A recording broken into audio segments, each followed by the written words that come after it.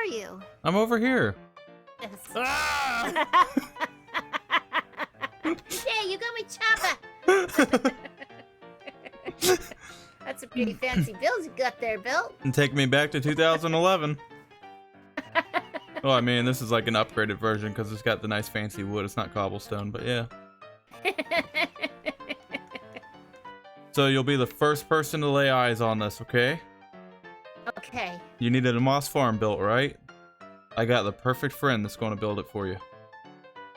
Really? I do. Ooh.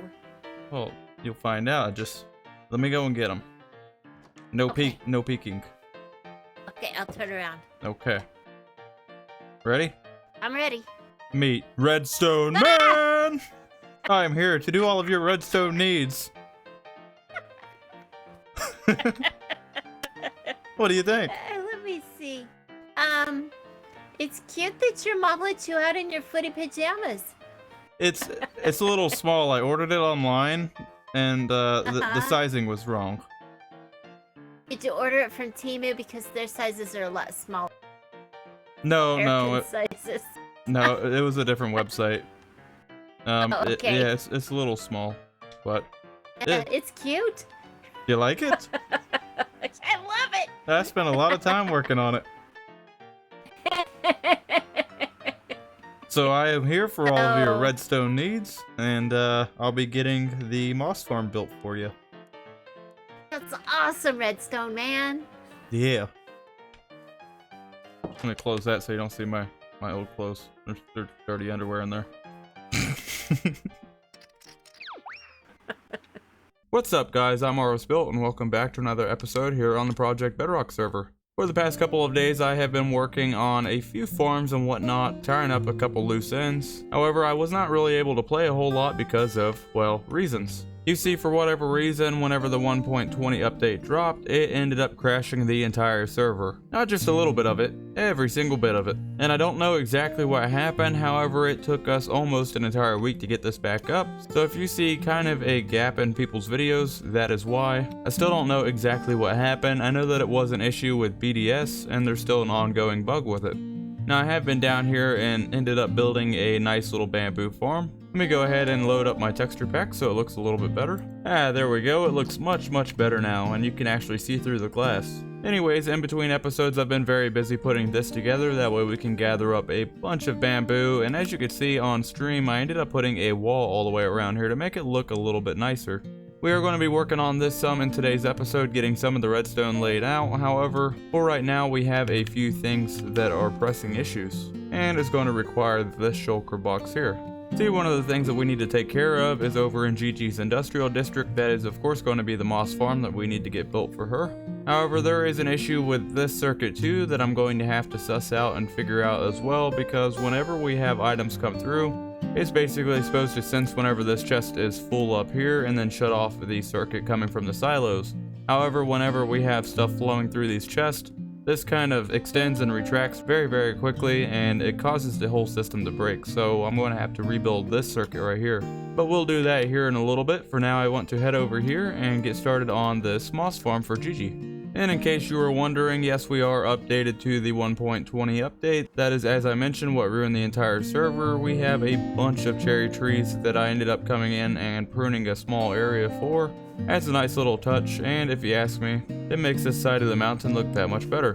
And in the midst of everything going on, yes, I did find some armor trims. I don't think this is the one that I'm going to be sticking with, but I was kind of playing around with the mechanics and stuff. Not really the biggest fan of it, but I think it's too late to change anyways. So at this point, I could just find the best armor trim that I like the most, and hopefully be satisfied with it. You might have noticed that there used to be a pillager outpost here. However, that pillager outpost never really spawned any pillagers inside of it for whatever reason. So with it being deleted and replaced with a whole bunch of cherry trees, I can't say that I am entirely too mad. So let's head on over here because there's something else that I want to show you as well. And that is some pet dinosaurs. I have 4 of them here that I have ended up breeding together. And this is actually a really quick and easy sniffer farm that I made. And this is going to be on the channel soon. However, if you look down in here, we got 35 of the pitcher pods and another 31 of the torch flower seeds. However, I have been using these to breed the sniffers. These guys are pretty cool, but it did take me several hours in order to find these. Most of it was probably operator error, but shh, we won't tell anybody. Now I think Gigi's area is back inside of this little terracotta biome. Yes, right here, Gigi's industrial district. Now I was over here the other day and I did end up digging a little bit out, that way we can get the moss farm to sit down here nice and flush with the ground. So I think at this point, all we really have to do is get to building it. Let's go.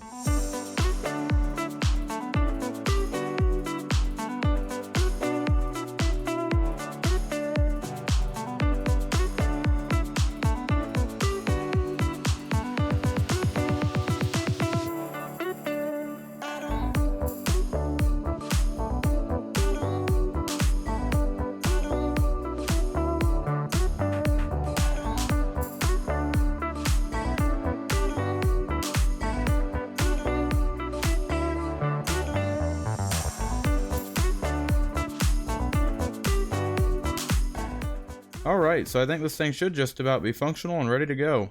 Hey, here's Gigi. Hey! Hey, how's it going? I was just finishing up building this moss farm for you. Nice. I thought Redstone Man was... Uh-oh, hold on one second. Okay. Just 1 minute, Gigi. Oh, ow. Okay. Oh, there we go. Nice. Did somebody call for Redstone Man? Wow! It's you, Redstone Man! Yeah, I was here. It was me the whole time. I was here all along. Great. Yeah, so we got you a brand new moss farm built over here. What do you think? That's It's awesome. doing a whole lot of moss things for you. I love it. I love it. I love it. I've been watching it, waiting for you to show up, and it just seems like it's producing a ton of stuff, and it's quite self-sufficient. Yeah, Send well, it to me. I'm sorry to keep you waiting. Ours built had to send me a telegram, so it took me a minute. Oh, well, Yeah, we're still using old school technology, so as long as it's reliable. yes. So this thing is not old school technologies. This thing is state of the art as I fall down the hill, and is working flawlessly. As you can see, it's going to produce you a ton of moss and all kinds of moss variants over here on the right side array of chests. And then over here on the left side, you can come up here. Let me get my step stool. I'm not very tall. And you can hit these 3 levers up here and make sure that they are all turned on. And that's going to redirect all of your moss over here to the left side of chest, which are going to start filling this full of bone meal for you. Oh, wow. Pretty cool, huh? Very cool. Love it. Alright, so as far as payment goes, what were you thinking? I know that we didn't agree on a price. Let me go ahead and turn these 3 levers off, so now you're going to be still in moss mode. I know in the past you said that you were going to pay me some gum for this. Unfortunately, we do not currently accept gum. We, at this time, only accept diamonds. We might accept gum in the future, but as of right now, it's not a current currency. Ah. Well, okay. I guess we could do diamonds. What were you thinking? What do you think it's worth? 5 diamond blocks? Sounds like a fair deal to me. For you, it does? Well, yeah, How about a tip? I'm pretty cheap labor. Well, typically whenever I get tips, people just tell me to plant my corn early, but okay. Well, Yeah, I don't know anything about corn, so there you go. 5 diamond blocks for a tip? That's quite the tip. I appreciate it. It was good doing business with you. Yeah. Thank you. I really appreciate it. Absolutely. I can go out to the gaming district and haze. Yeah, I can't wait to see what you have brewing over there. If you have any trouble with it, which you should not, but if you ever do, it comes with the exclusive out-the-door warranty. So if it breaks, find somebody else to fix it. Bye! Right. Okay. Totally kidding, totally kidding. If you have any trouble with it, which you should not, just let me know and I'll head on over and fix it for you. Right on. Thank you so much. Absolutely. It is the next day IRL, and I have been very hard at work restocking both of these shops, the Redstone shop and of course the Warden shop as well. There's still some stuff that I have to restock, but the majority of it has been restocked. I've also been very busy making a bunch of resources in order to start the next build over here, which is going to be the redstone down below here. I still have some more stuff to gather, and then we're going to be starting a time lapse. And that time lapse is of course going to take place inside of this huge area that we dug out last episode. So without further ado, let's get going. Let's go.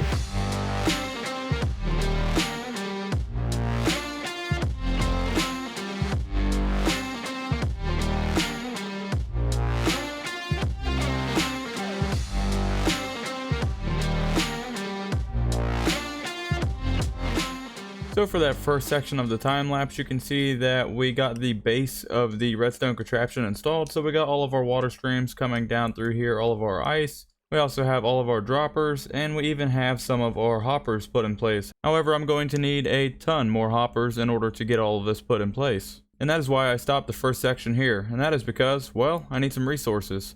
And I could go and buy those resources, but I'm going to need a massive amount of iron, and a massive amount of wood, and a massive amount of other miscellaneous items. So I figured instead of buying everybody out of all of their supplies, that I would just make a few more farms. And you might have already noticed that I am covered in diamonds instead of netherite. Yeah, there's more to that story that we're going to get into here in a moment, and yes, I did lose everything. Let's head on over to the industrial district and I'll show you what I built and also what exactly happened.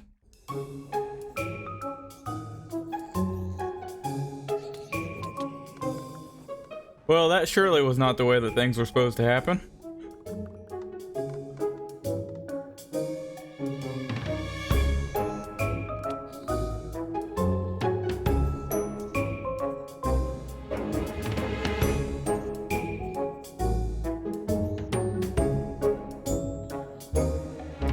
Yep, mistakes were made.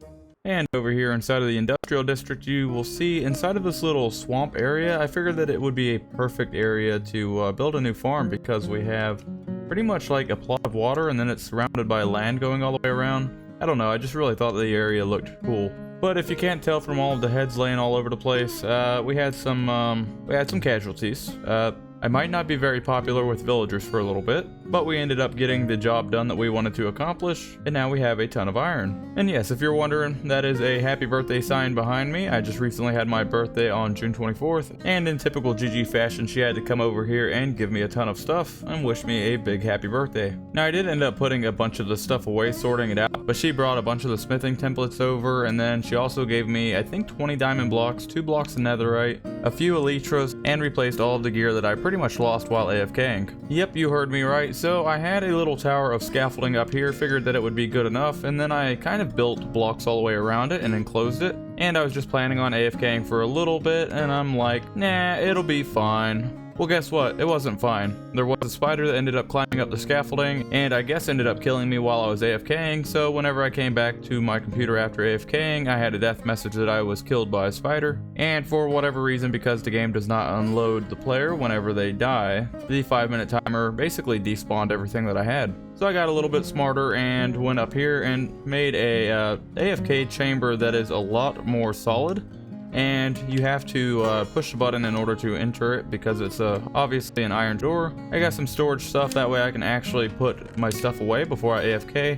And if I do happen to die inside of here, then it's basically going to go inside of the hoppers, which will then dump it into the iron farm. So I won't lose my stuff if I ever die AFKing at this farm again. And if you haven't guessed from the iron golems being cooked in lava, this is of course going to be my new iron farm. Now this iron farm is going to be one out of 2 iron farms that I have designed. This one is going to be the bigger of the 2, and it will utilize 30 of the villagers inside of here. And I'm sorry that I did not record any of that while I was building it, but you know how villagers are, and I really didn't want to put you guys through that. It was basically a slow, steady motion of me beating my head up against a wall. But in the end, I got it all done, and they're all situated. Now, if this iron farm does interest you, this is pretty much one of the fastest possible ones that you're going to get on Bedrock Edition. That's going to be a single village farm. It's going to produce 3 iron golems approximately every 30 seconds, which is going to give you quite a bit of iron. However, if you want a smaller and more simple iron farm that takes all of 5 or 10 minutes to build, then I do have another tutorial. Both of those are going to be linked down inside of the video description on this video. The smaller version does utilize 20 villagers instead of 30, so you're going to get 2 iron golems every 30 seconds instead of 3. which sounds like a big deal, but it's all of like 5 or 10% less efficiency for a farm that is substantially easier to build. And iron, did I say that we have plenty of iron yet? Yes, we have plenty of iron, and this thing is turning out iron faster than I'll probably be able to use it. But that is okay because I always have a use for iron, and realistically you just can't have enough of it. So for now we have plenty of iron inside of the shulker box. Yes, I know it's in the wrong box. No, I do not care. We can grab this and we can head on back to the factory, because we have another farm to build. So now that we are back over here inside of the factory, the first order of business is going to be cleaning up all of this junk inside of this corner here. Then we're going to have to figure out where the chunk border is, because this farm that I'm going to be building does need to be chunk aligned. And then we need to take out a piece of the wall here and a piece over here inside of the bottom of the smokestack, because it's going to be going through the wall here. Need to find a way for it to look halfway decent. And then basically this entire area in here is going to be one large cuber. And it would be so nice if we just had 100% drop rate on TNT, because then I could utilize the TNT. I don't even need dupers. I don't want dupers. Just give me 100% drop rate. That's all I'm asking for. Then I could actually make a TNT farm to where it would automatically harvest it instead of me having to harvest it. And yeah, I know I can use withers and I can use ghast, but that's all entirely too much work and too much risk for what I'm trying to do here. Now that we essentially moved our junk from this corner to that corner, we can start building a farm here. But first, let's go ahead and chunk align it. We're going to need one of these guys, and of course a banner as well. Go ahead and throw this down. And by utilizing Foxynotails Markers pack, we can find out where exactly the chunk borders are, and they could not be in a worse place. So for now, I suppose I'm going to mark out the chunk borders on the corners here, and then we'll figure it out from there, I suppose. And after quite a bit of consideration, I think I'm going to go ahead and try to make the farm fit in this corner. I would like to put it over here, but then it's going to interfere with the doors over there, and I really don't want to change the entire look of the structure just to fit a farm inside of here. Let me go and do some measuring. I'll be right back. And after doing some very careful measuring, I found out that this fits in here perfectly and does not have one block to spare on any axis. So literally, if it went that way, one block, it would not fit. If it went that way, one block, it would not fit. And if it went up one block, it would not fit. It's almost like I designed it to go there, but I actually didn't. It's an old farm that I built some time ago, and was really looking for an excuse to bring it onto the server. With that being said, let's jump into another time lapse. Let's go.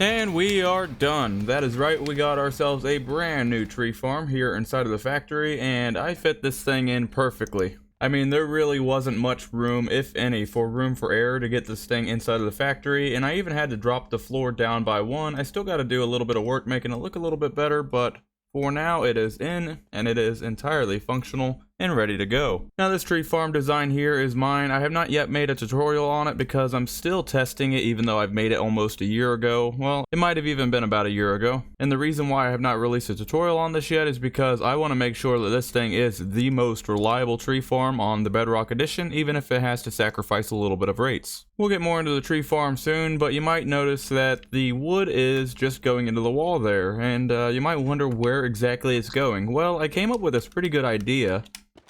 And let me make sure that I put this back here, and let me fly away real quick just to despawn any creepers that might be out here. I'll get more into the creeper thing here in a minute, and you might have caught it on the time lapse, but I'll elaborate more. but this nestles the wood in here perfectly. And it fits so well that we can have these pistons pushing wood all the way over here, and as soon as it gets to that wall, it actually reaches the push limit.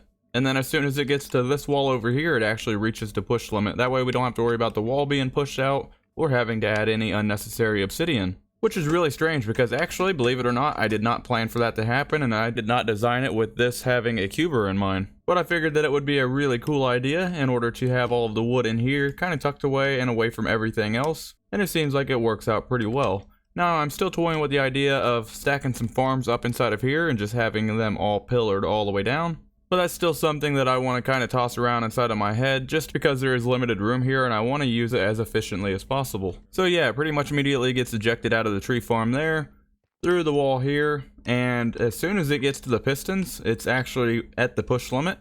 So again, we don't have to have any obsidian here as well, and all it has is really 2 turns on it. It comes straight out, and then it just pushes into this cubing machine, which then cubes all of the logs. Now because of that, there is a little bit of messy redstone on the backside between the building and then of course the logs coming through, but I'm thinking that I'm just going to find a way to connect these together because it would only make sense anyways. And I think doing that is going to tie it all together and make it look really clean in the long run. Now back to that story, let me go ahead and put that block back in, that way I don't get blown up. But you might have noticed inside of the time lapse, whenever I just finally got this thing built and I was sitting here AFKing, I had a surprise visitor, and it was not one that I was welcoming. It turns out that I forgot to put that block back inside of the door there, and because it's not lit up outside, I ended up having a creeper wander in here and it basically tucked nicely underneath my tree farm before he exploded. And let's just say, caused me a lot more time to turn around and have to rebuild this thing and get it functional again. Now I would show you how this tree farm works at the moment, however the wood is all stacked up inside of the cuber as you could see,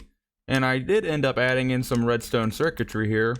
So whenever the cuber gets pushed all the way across inside of the final location, it's going to have a log go over top of this redstone torch, which will then power the log, powering this repeater, which then sends a redstone signal back to shut off the farm. That way we don't sit there and bind up the machine, which is a pretty common thing if you've ever used a tree farm like this. So making redstone like this really helps mitigate that, and in the end makes it more reliable. Now with that being said, let's go ahead and remove this entire cube of logs and see how many logs that we actually get out of this thing. Now, I do have a haste 2 beacon here. This is going to have to be moved, and I am eventually going to put a water funnel underneath here that leads into some chests to collect all of this that falls down. However, for now, I think I'm just going to pop out. Was that the right one? Nope. That was a great shot there, Built. Pop this out of here, and that should allow that beacon to start working. Now I get the haste 2 effect on the logs, so I can mine them substantially faster. We're going to go ahead and box this off so a creeper don't come in here, and let's get all these mined up.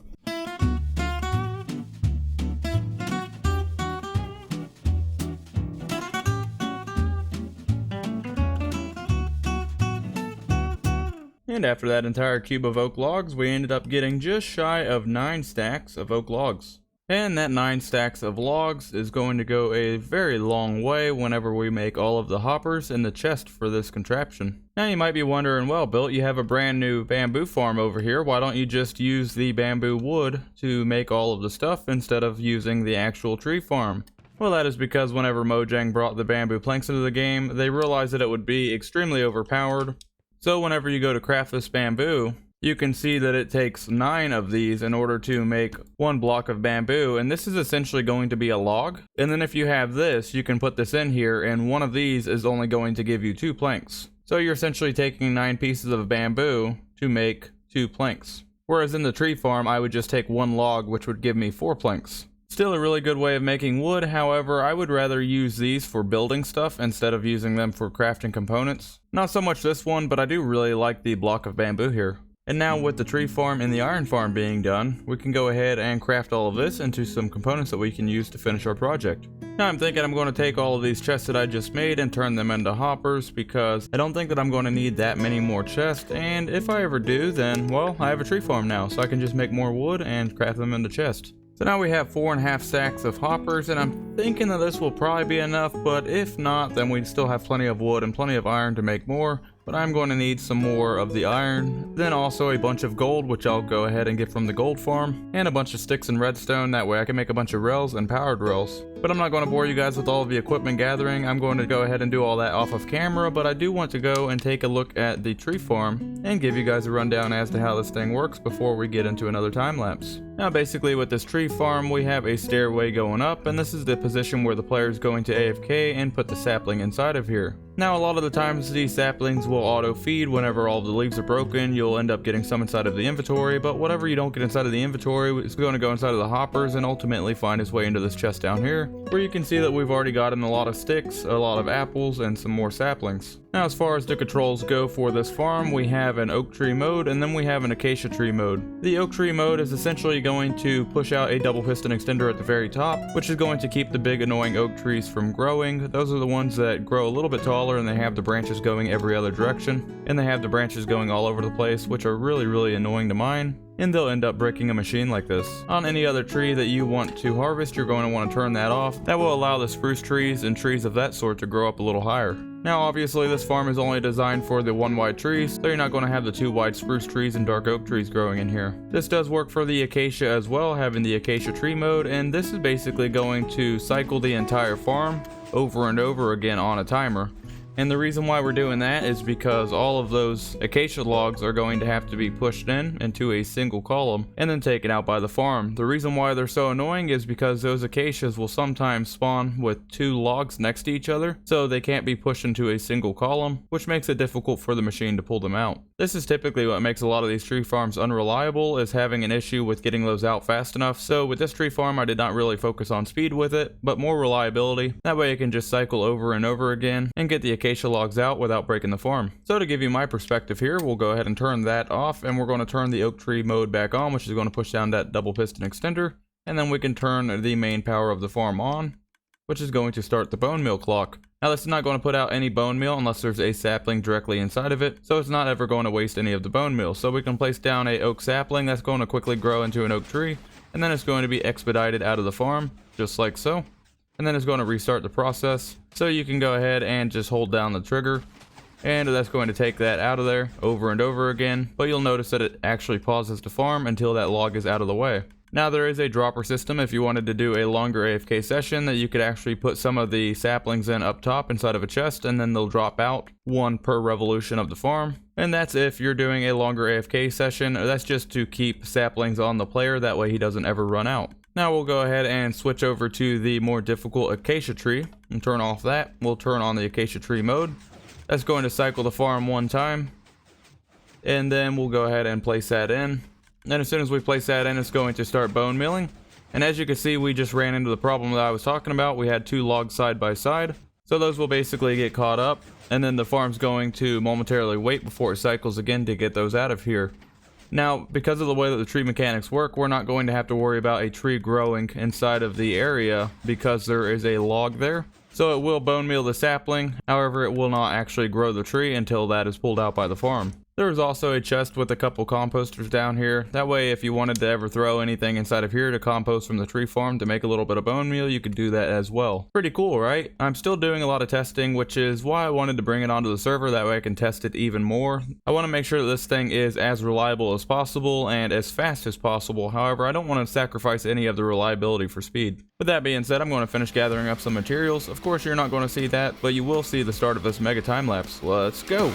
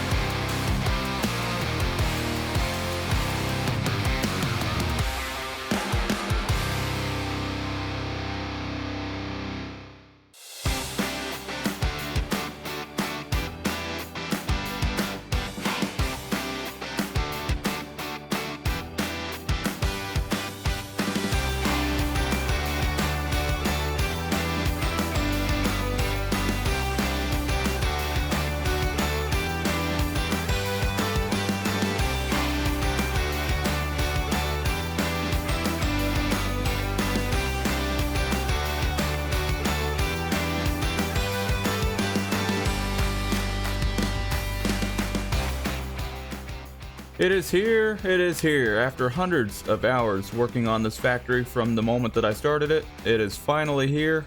However, there is still a whole lot to do. Now you can see I've been doing quite a bit of decoration, making this look a lot better. Now that most of the redstone is in place, I can start decorating bits here and there. However, we will come back to all of this here momentarily. What you probably are most interested in is what is going on down beneath. So let's jump into spectator mode and go down below, and as you can see, we immediately have a whole lot of rails.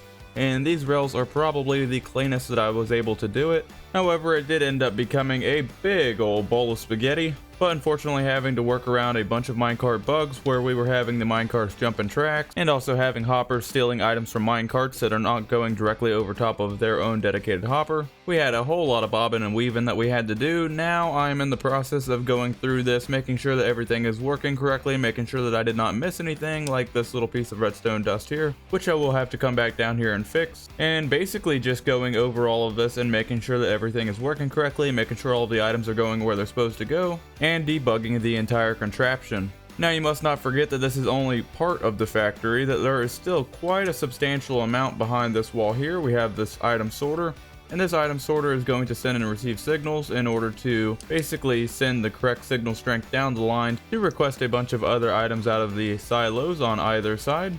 Now what I'm going to be working on next is finishing up these allay sorters here, which we have our allays in here. We have the note block. Now I just have to run power sources over to the note block and get that powered up. And then because this is a constant loop system to where nothing is ever going to exit the system, I also have to hook up the sorters down here, and these sorters are going to basically sort out those 8 different items and send them directly into each dedicated silo. And then whatever does not get sorted out here is going to go into the main storage system over here, which will then go up through a bunch of bubble columns and ice streams to get up to this sorting system, which is also a recirculating system. However, because I will only ever be filling this thing full of the dedicated items, I don't really need an overflow or anything like that. And on the very end here, you can see that we have an allay sorting system as well for our bow and arrows. Those are of course going to be very necessary for crafting dispensers. Now you might notice that I have a note block going kind of crazy in the corner there, and if I go into my settings and turn my sounds on, you can see I have the jukebox / note blocks all the way down. If I turn that up, you can hear that it gets very annoying very quickly. Now this isn't that big of a deal for me because I can of course just keep this all the way down to 0, but anybody that wants to come anywhere close to the factory is going to have to deal with that horrible ticking, and I do have to have that ticking that quickly because of the amount of bow and arrows that this is going to be sorting out. Unfortunately, with recent updates, they took the ability to make the note blocks silent with blocks on top of them out, so now they practically pretty much always make noise. It would be amazing if maybe they could put wool or something under them or over top of them and silent them and still have them work, but let's be honest, the odds of them actually adding that to Bedrock Edition would take several years. So I've been super busy IRL, but I have had time to actually get on and play some, but I was not able to really do a lot of recording with this part of the factory unfortunately, but you can see that I've been doing quite a bit of decorating inside of here, and I just absolutely love how the factory is coming together. So we got our selection dial all set up here,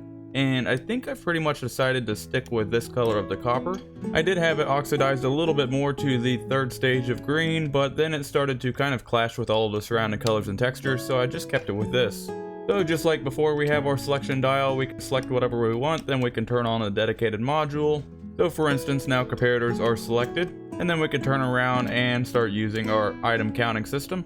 And this will basically dictate, as stated before, how many comparators are crafted. Now I did end up automating this machine, that way there's no longer a lever on it, so what you are going to do is put the amount of items that you want to be crafted in here. So if you put 64 in here, then it's going to drain them down into this chest down here, which is then going to make you 64 comparators. To demonstrate that happening real quick, let me unselect this so I don't actually craft a bunch of comparators, but you would have a redstone component selected in one of the modules here. And then we could put the 63 back in here. Now this is a trap chest, so nothing is going to actually happen until I close this. And then as soon as I close it, you're going to see that this is going to start flashing, and then this is going to start counting them out. So the light on the left is going to blink the exact amount of time of the items that are put in. So for this instance, it's going to be 63, which is then going to pulse the redstone down below 63 times in order to give us the 63 comparators or whatever other redstone component you have selected. Pretty straightforward and simple, just a lot of redstone to make it happen. Now you might be wondering what all of the lighting is above here, and I figured since I was already running the signal logic from one side to another that I could just run some more of it down here, and then it goes through a red coder inside of the back,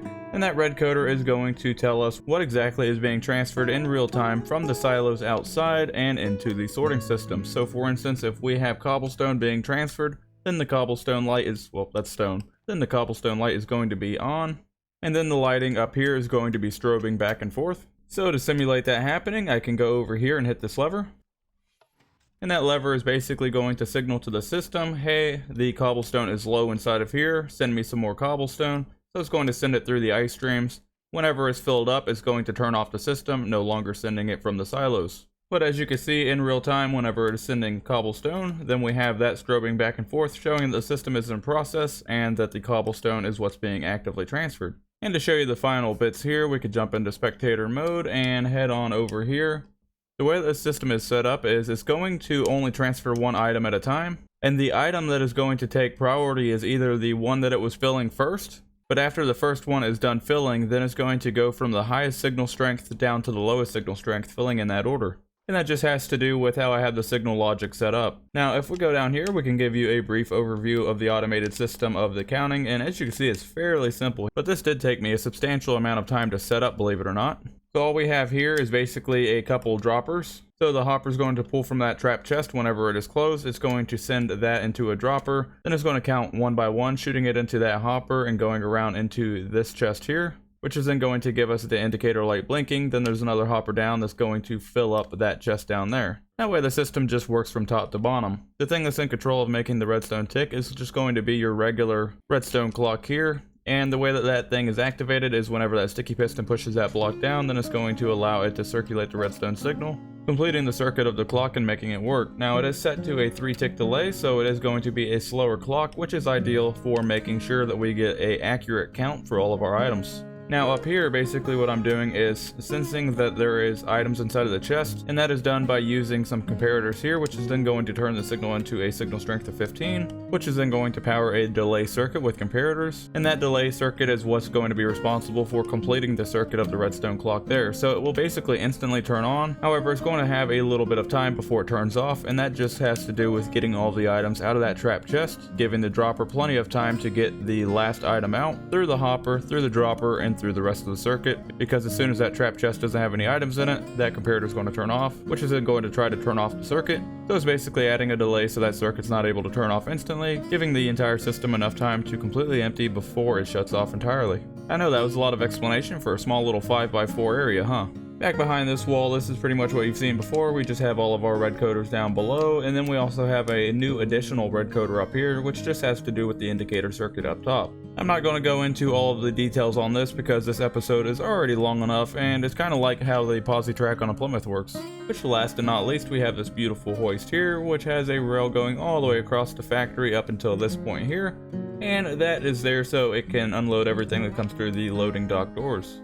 And then if you have a hoist, then of course you need a hoist operator, which is this little viewing area up here, which we have 2 operators in there, controlling the crane, that way everything can be unloaded safely. So there you have it, we have a whole bunch of progress, and I know that this episode has been a very, very long episode, but with the amount of stuff that I wanted to time-lapse and get done, well, it's just something that's going to be a relatively lengthy process. Nevertheless, I hope that you guys enjoyed this episode. On the next episode, we are going to be doing a little bit more factory things, but I do need to add in a shulker box unloader, probably over there, potentially, maybe we'll have to see.